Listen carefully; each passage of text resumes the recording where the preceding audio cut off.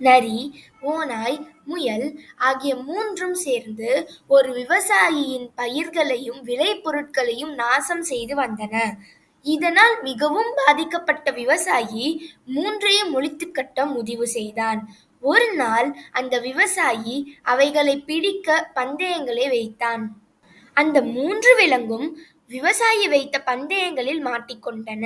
அவற்றை பிடித்த விவசாயி முதலில் முயலிடம் ஏன் என் தோட்டத்திற்கு வந்தாய் என்று கேட்டான். அதற்கு அந்த முயல், முள்ளங்கி இலைகளை சாப்பிட வந்தேன், பசியினால் தான் இந்த தவறை செய்துவிட்டேன் என்று கூறியது.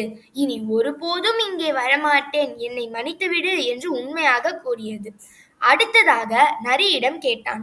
அதற்கு நரி, முயல் போன்ற பிராணிகள் வந்து உனது தோட்டத்தை அழித்துவிடக் கூடாது என்று எண்ணித்தான் வந்ததாக கூறியது. அதற்கு அடுத்தபடியாக ஓநாயிடம் கேட்டான். அதற்கு அந்த ஓநாய், நீ திருடி வைத்துள்ள எங்களுக்கு உணவாக வேண்டிய ஆட்டுக்குட்டிகளை உண்ண வந்தேன் என்று ஆணவத்துடன் கூறியது. மூன்றையும் விசாரித்த விவசாயி தன் தவறை ஒப்புக்கொண்டான்.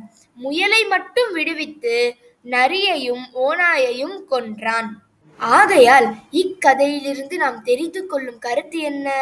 பொய் நம்மளை வாழ விடாது, உண்மை சாக விடாது. நன்றி.